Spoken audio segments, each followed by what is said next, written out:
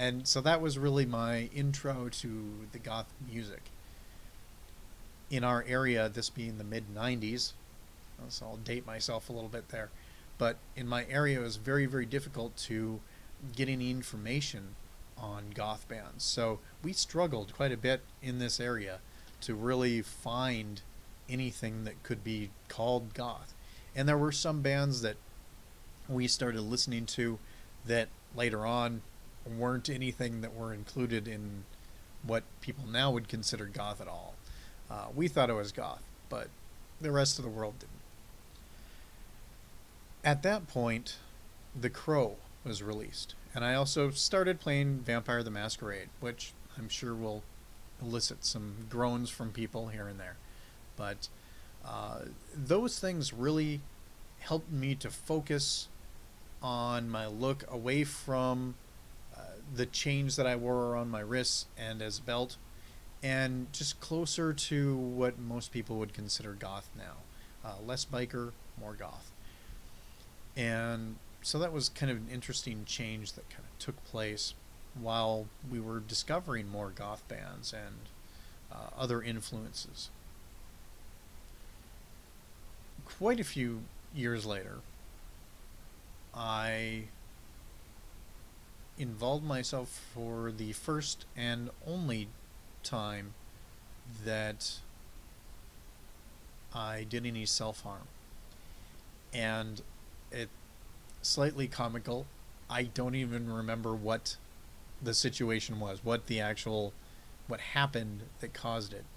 But I do remember that at the time I lived completely alone in a little apartment, and I'd experienced something. I don't think that I had gotten dumped. I like I said, I don't remember what the event was, but I remember that I wasn't depressed, but there was something. There was some feeling that I knew I had to express. And I knew that it had to be expressed in a way that was different from crying or screaming or throwing things around. It required something that I'd never done before. So I took a knife and I cut my sternum and both of my shoulders and along my ribs. None of it was none of it was dangerously deep. I do have some of the scars from those. Some of them healed and did not leave a scar. But because it didn't endanger my life, and because it wasn't a cry for help, it wasn't anything that was intended to ever be seen by anybody, I don't personally feel that it was an improper action. And I know there will be people that will disagree with me about that, but I personally don't see a problem with that. I don't regret the scars. I don't seek to get rid of them.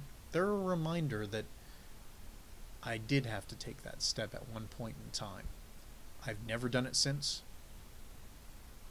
It probably helps that I've known since I was in high school that I would never die from suicide.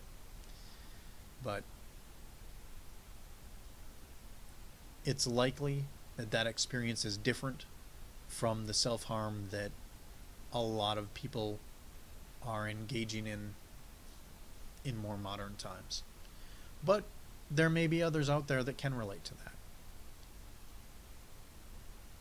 When Columbine happened in my community, I live in a very, very conservative area, but it's a passive-aggressive type of judgment.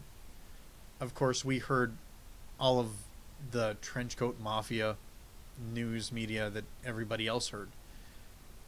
And myself and one or two of my friends unabashedly continued to wear our trench coats and go to Perkins, where everyone had just gone to after they'd been at the bar.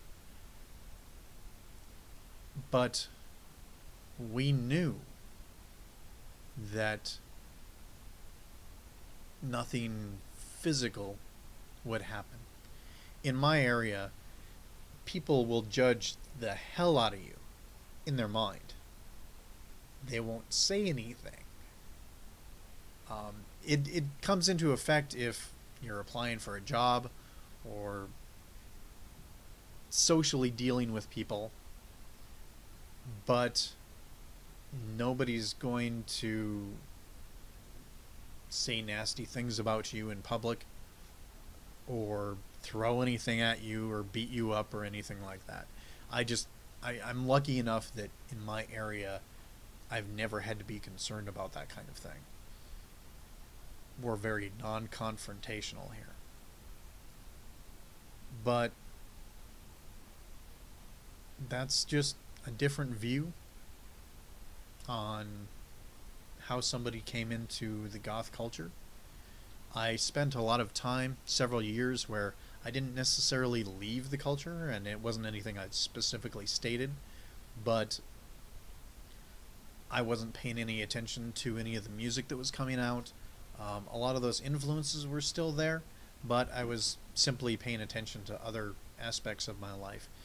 More recently, I've stepped back into it, and I'm really kind of enjoying seeing what's going on. There are a lot of things that are kind of mind-boggling to me.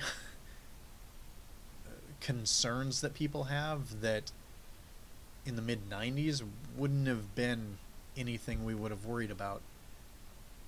But there are other aspects too that I think are a little unfortunate that they've taken root in our culture. But it's been interesting stepping back into the shadow of the goth culture. And I'm hoping that I can have some effect, some bearing on how people view our culture, more from inside than outside. I'm really not very concerned at all what the mainstream thinks of goths. I really just don't have very much patience to bother finding out and then caring what they think. But really, when it comes down to it, we already have plenty of amazingly well-spoken individuals that are covering that angle. You can find them on YouTube all over the place, from Leah Mouse to I Twisted Your Stitches to Sebastian Columbine. They're all fabulous, they're amazing, they're wonderful. And they're stating these things a lot better than I ever could, from a position that I'm not as strong with, so it's best left to them. I prefer dealing with goths on a more even level, and I don't mind if there's a little bit of elitism when we're speaking with each other about how the mainstream views us. But that's probably better as a different video. So I'm going to stop, and for the first time ever, I'm remembering to say, please, if you enjoyed the video, give me a thumbs up. I really appreciate it. And subscribe if you are liking what you're seeing from my videos. I've done a few poetry reading videos now. Not really sure if I'm going to do any more of that. A few people have watched them, one or two comments, but they don't seem quite as well received as my other videos. But until later, I will end this. Thank you.